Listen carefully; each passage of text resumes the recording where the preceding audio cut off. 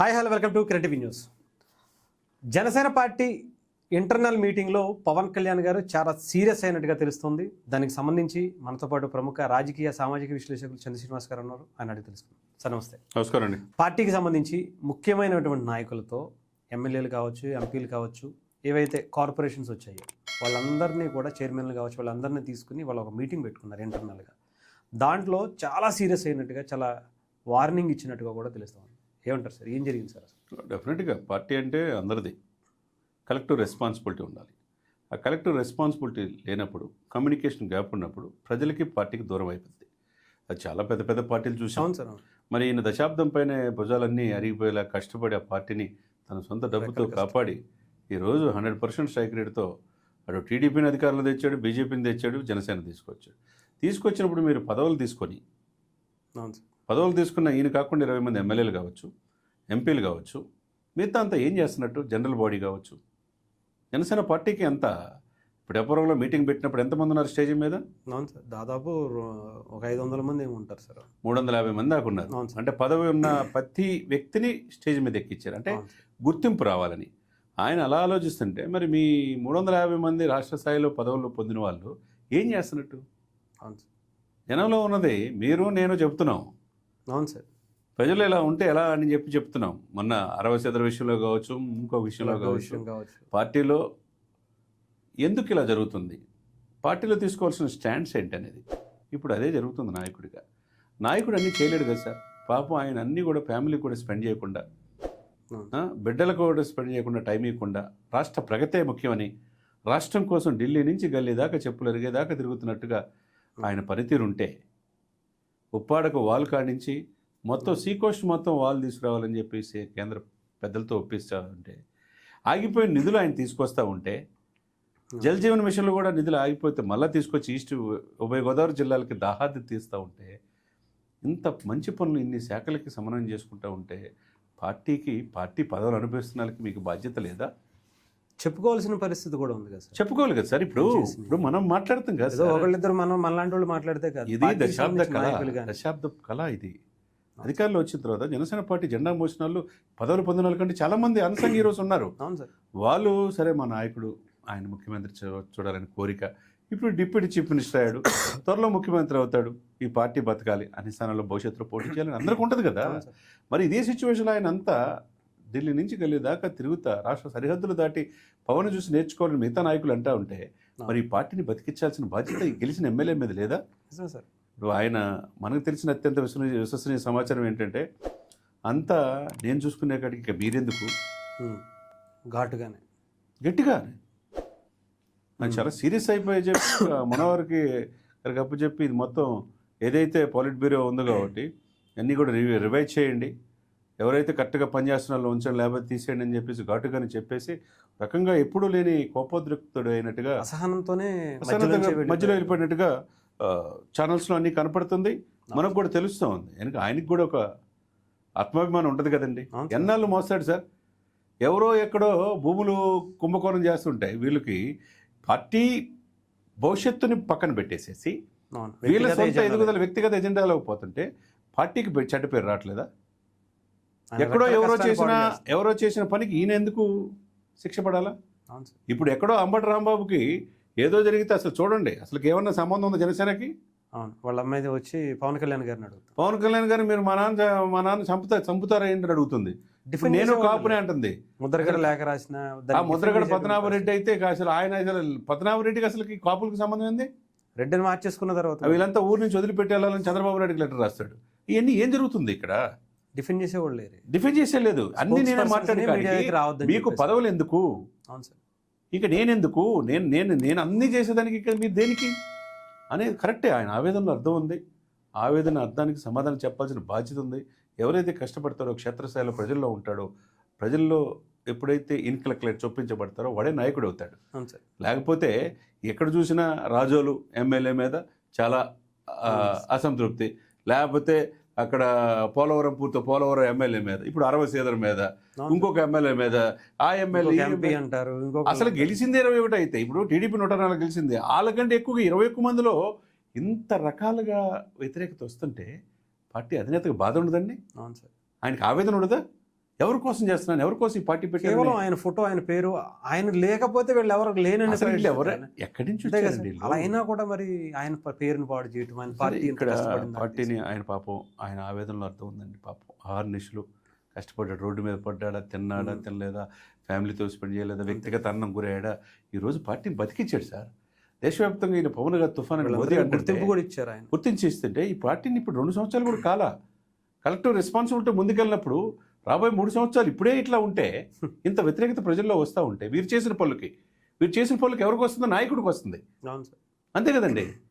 ఇప్పుడు మిత్రధర్మం ప్రకారం ఉన్నందుకు ఇప్పుడు ఎవరిని అంటున్నారు? అంబటి రాంబాబు కూతురు కానీ, ముద్రగడ కానీ, వీళ్ళు ఎవరు అంటారు? కాపులు అనే ఇది తీస్తున్నారు, మళ్ళీ అంటే సైడ్ ట్రాక్ తీసుకెళ్తున్నారు. అవును సార్. ఏదేమైనా కానీ ఈ రోజు జరిగిన ఎప్పుడు లేని విధంగా పవన్ కళ్యాణ్ గారు ఆ మీటింగ్లో ఎమ్మెల్యే అందరూ హాజరయ్యారు, ఎంపీలు హాజరయ్యారు, పార్టీలో చాలా కీలకమైన వ్యక్తులందరూ హాజరయ్యారు. అందరికీ ఒక్కసారిగా షాక్ గురయ్యారు.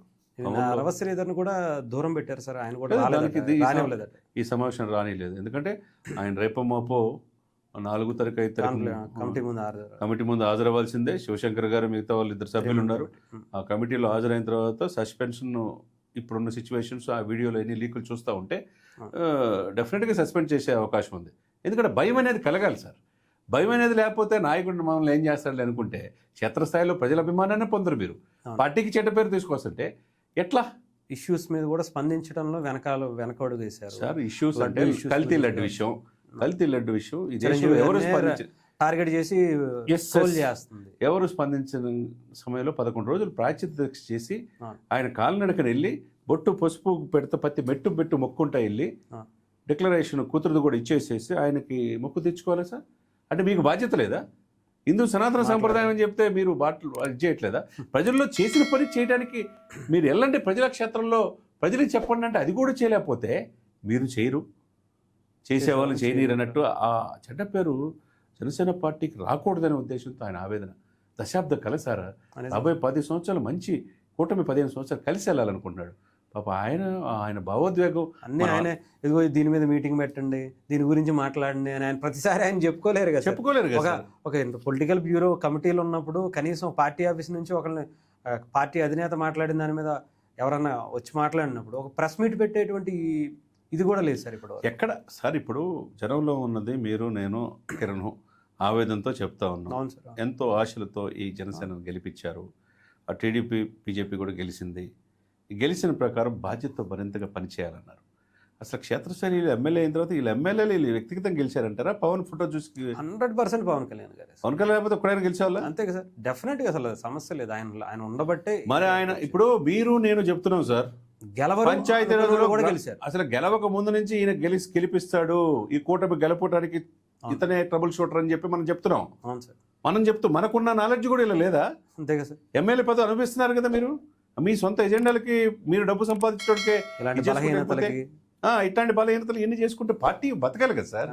ఇప్పుడు 5 సంవత్సరాలు పరిపాలించే దేవాలయాలను అసెంబ్లీలో మీరు ప్రమాణం చేసినప్పుడు మీరు ఆ విధంగా పనిచేస్తున్నారా లేదా? మీరు ప్రతిపక్షం కూడా లేదు అసెంబ్లీకి రాని పరిస్థితిలో మీరు ఆ దిశగా ప్రజల్లో చొప్పించబడుతున్నారా? ప్రజల అభివృద్ధి కార్యక్రమాలు తీసుకెళ్తున్నారా? పార్టీని, జనసేన కేడర్ని ముందుకెళ్తున్నారంటే అది కూడా కనపట్ల. ఇది మరి ఆయన ఆవేదనలో అర్థం ఉంది. ఆయన దేశకి నేతగా వద్దెలుతున్నాడు సార్. ఆయన ఈ పార్టీ పెట్టింది, మీరు పార్టీ నడిపించాల్సింది పోయి ఇప్పుడు గ్రామీణాభివృద్ధిలో 23వ ప్లేస్లో ఉన్న ఫస్ట్ ప్లేస్ తీసుకొచ్చింది ఎవరు? ఈ నాయకుడు కదా. అది కూడా మీరు చెప్పలేరా? చెప్పుకోలేని పరిస్థితిలో ఉన్నారంటే రోడ్లు సస్యశ్యామలంగా ఉన్నాయి, గ్రామాలు పల్లెలకి కనెక్టివిటీ ఉంది, గోశాలలు, డ్రైనేజీలు, ఇంకుడు గుంటలు, అడవుల సంరక్షణ, వాటర్లు ఇన్ని చేస్తున్నప్పుడు మీరు నియోజకవర్గాలకు వెళ్ళి చెప్పుకోవడానికి ఏంటండి? అంటే మీరు సొంత ఎజెండా, మీరు డబ్బు సంపాదించే పరమావధిగా పెట్టుకుంటా ఉంటే పార్టీ ఇంకా భవిష్యత్తు ఏంటి? కాబట్టి ఏదైనా కానీ ఎక్కడైనా మారాలి.